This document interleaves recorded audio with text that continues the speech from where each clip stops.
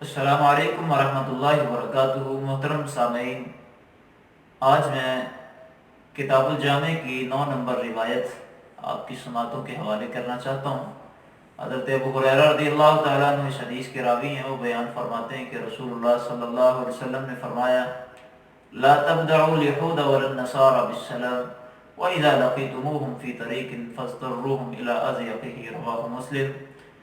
صحیح مسلم کی حدیث، حضرت ابو ہریرہ فرماتے ہیں کہ رسول اللہ صلی اللہ علیہ وسلم نے فرمایا کہ تم کفار کو سلام کرنے میں، یہود و نصارہ کو سلام کرنے میں پہل نہ کرو، اور اگر وہ تمہیں راستے میں مل جائیں تو ان کے لیے راستے کو تنگ کر دو۔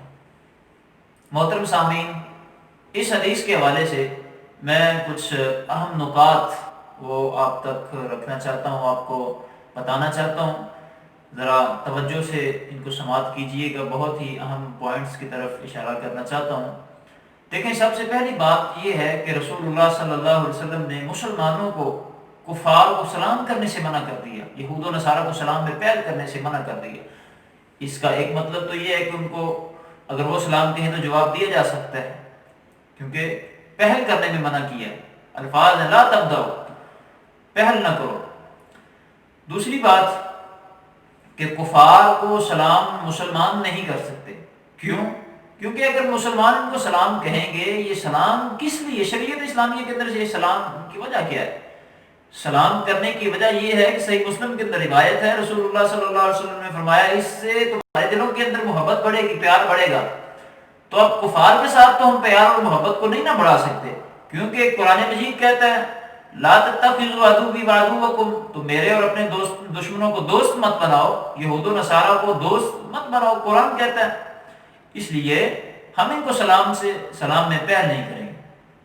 دوسری بات جو حدیث کے اندر ہے کہ اگر راستے میں ملاقات ہو جائے تو ان کے لیے راستے کو تنگ کر دو، یہ اس لیے ہے کہ اگر ہم ان کے لیے راستے کو کھلا چھوڑ دیں گے، کشادہ کر دیں گے، ہم ایک طرف ہو جائیں گے، تو پھر یہ سمجھیں گے کہ ہم عزت والے، احترام والے، دیکھیں مسلمان راستہ چھوڑ کر ایک طرف ہو گئے۔ حالانکہ ایسی بات نہیں ہے۔ عزت اور احترام کن کے لیے؟ عزت اور احترام اسی کے لیے ہے جو اللہ اور اس کے رسول کی احکامات پر عمل کرتا ہے۔ جو اللہ اور اس کے رسول کے احکامات پر عمل نہیں کرتا، اس کے لیے عزت اور احترام نہیں ہے۔ اللہ کا قرآن کہتا ہے وَلِلَّهِ الْعِزَّةُ وَلِرَسُولِهِ وَلِلْمُؤْمِنِينَ، عزت اللہ کے لیے، اس کے رسول کے لیے اور مومنین کے لیے۔ اس لیے جب راستے میں تم ان سے ملو، ملاقات ہو جائے، وہ گزر رہے ہیں، تو ان کے لیے راستے کو تنگ کر دو، تاکہ ان کے ذہن کے اندر ذلت اور رسوائی کا خیال پیدا ہو، اور ممکن ہے کہ وہ اسلام کی طرف راغب ہو جائے۔ اور تیسری بات یہ ہے کہ سلام میں ابتدا کرنے سے منع کیا گیا۔ کیا اگر کوئی کافر ہم کو سلام کہے، یہود و نصارہ ہمیں سلام کہے، تو کیا ہم اس کے سلام کا جواب دے سکتے ہیں؟ صحیح بخاری کی روایت کی طرف ہم جاتے ہیں۔ ان عبداللہ بن عمر رضی اللہ تعالی عنہما قال ان رسول اللہ صلی اللہ علیہ وآلہ وسلم اذا سلم احدکم، نبی علیہ الصلوۃ والسلام نے فرمایا، حضرت عبداللہ بن عمر بیان کرتے ہیں کہ رسول اللہ صلی اللہ علیہ وسلم نے فرمایا جب تمہیں کوئی یہودی سلام کہے السلام علیکم، آپ فرماتے ہیں کہ اگر کوئی تمہیں یہ الفاظ کہے تو تم فقل وعلیکم، اس کے جواب میں کہو وعلیکم۔ السلام علیکم مطلب ہے کہ تم پر موت واقع ہو، اور اگر ہم وعلیکم آگے سے کہیں گے تو اس کا مطلب یہ ہے کہ جو تو نے میرے لیے الفاظ کہے ہیں وہی الفاظ تیرے لیے۔ تو یہ زیادہ بہتر بات ہے جو تمہیں السلام علیکم کہے۔ اگر کوئی یہودی تمہیں السلام علیکم کہتا ہے تو پھر کیا اس کے سلام کا جواب دیا جا سکتا ہے؟ جی بالکل، اس کے سلام کا جواب دینا چاہیے، کیونکہ اس نے واضح الفاظ کہے ہیں السلام علیکم ورحمۃ اللہ وبرکاتہ۔ حدیث کے اندر جن الفاظ کی ممانعت ہے آپ نے وہ بتا دیے کہ السلام علیکم اگر کہتے ہیں تو پھر تم ان کے جواب میں وعلیکم کہہ دو۔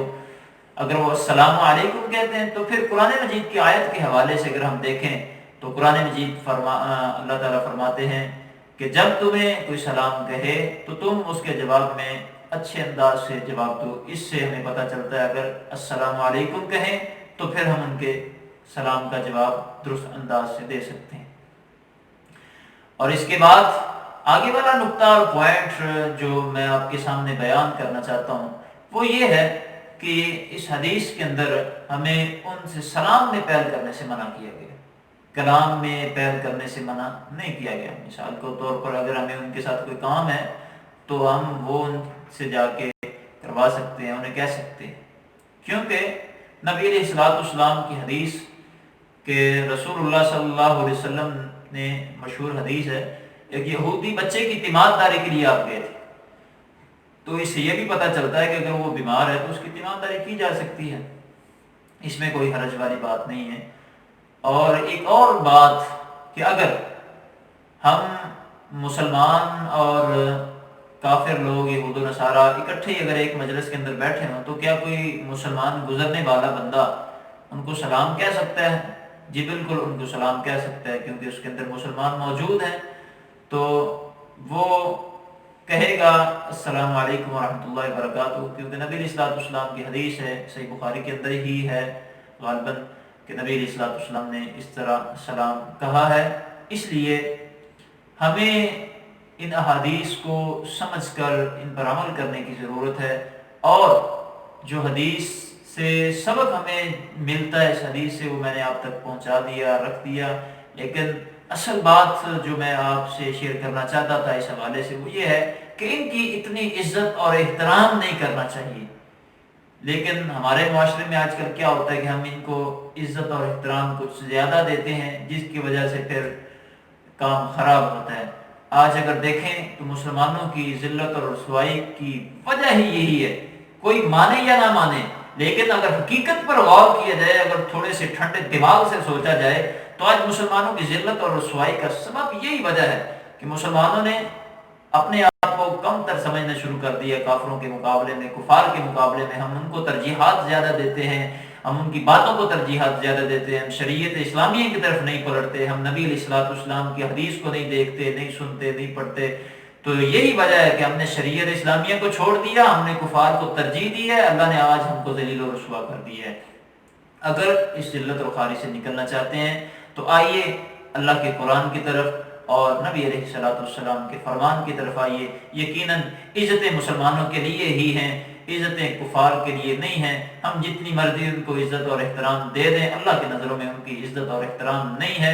آئیے اللہ کی نظر میں اپنی عزت اور احترام کو بحال کیجئے، اللہ اور اس کے رسول کے فرامین پر عمل کیجئے۔ اللہ تعالیٰ میرا اور آپ کا حامی و ناصر ہو۔ اللہ ہم سب کو دین اسلام پر عمل کی توفیق عطا فرمائے۔